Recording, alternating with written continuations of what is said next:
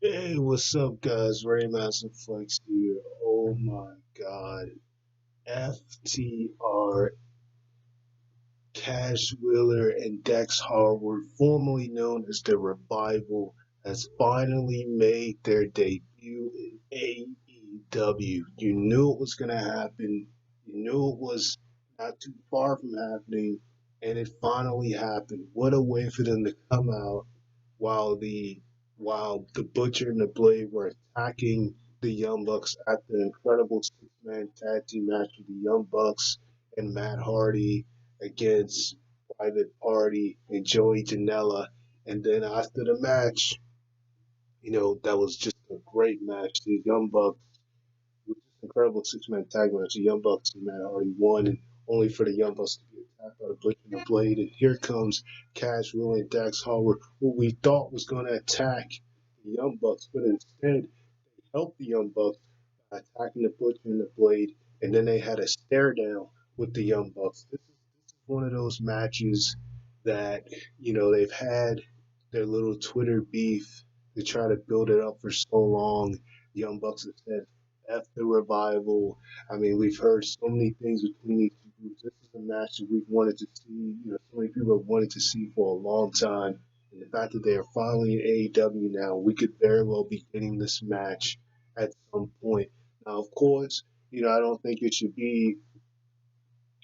I don't think it should be immediate. I think they should kind of stretch this out before these two teams go head to head.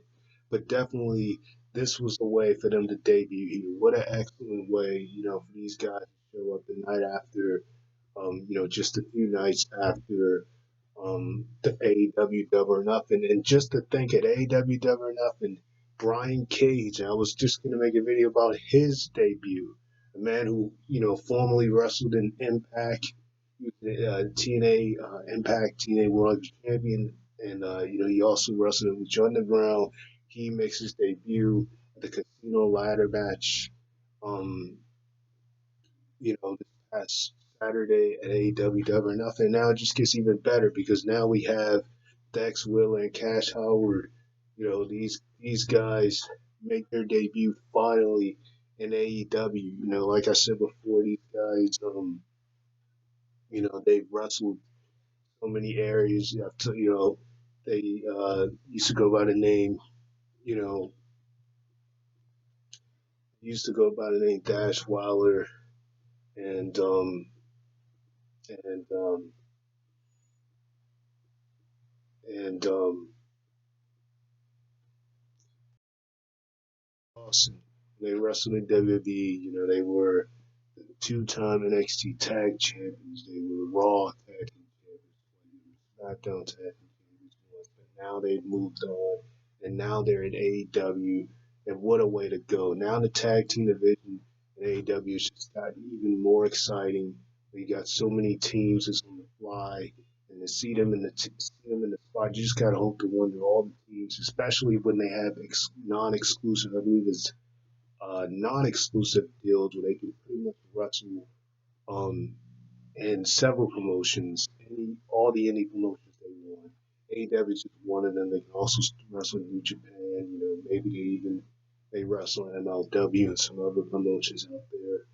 Um, but this was just incredible. What a way for these guys to make their debut. You knew what's going to happen. Like I said before, Brian Cage, that man made his debut on Saturday, and you kind of knew he was coming soon. You just didn't know when. And same thing for these guys. It was guaranteed that they were coming to AEW. You knew it was going to happen. But to see them come out with the driving the car and come out of the car only to instead of attacking Young Bucks, attack the Butcher and the Blade.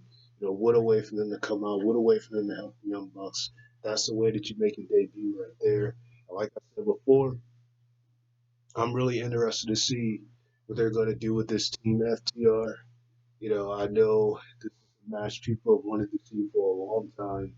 I do think, like I said, it shouldn't immediately happen. They should kind of stretch it out, maybe wait until All Out or something like that for the match to take place, or maybe even full gear. A little bit later in the year since they just came.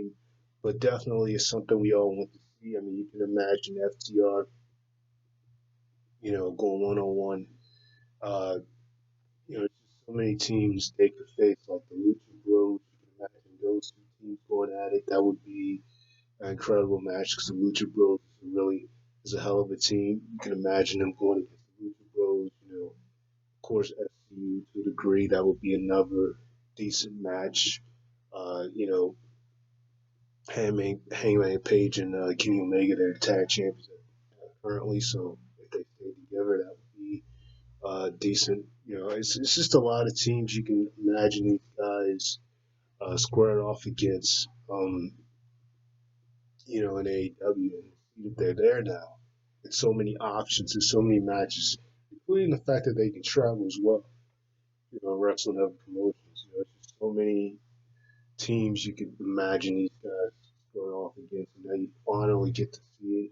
You finally get to see, uh, this team that they really their strategy. You know, what did they say? No hits to miss, something like that. These guys are the epitome of tag team wrestling. They really, do the psychology of tag team wrestling at its finest. One of the best tag teams out there. This team right here. So definitely, I'm definitely interested to see where they're going to go forward with this. All you saw was just a stare down between him and Young Bucks. You can only imagine what they're going to do with them moving forward. I'm really interested to see how they're going to utilize the FTR because it's something that they've been basically teasing for a long time, ever since they got released. And, even before then, they were talking about this. They had already trademarked to use this name. So this is definitely something that has come a long way. Um, you know, and man, I just gotta say, man, this is incredible. Definitely, um, definitely got to see this match. I mean, definitely interested to see what they're gonna do with this team here.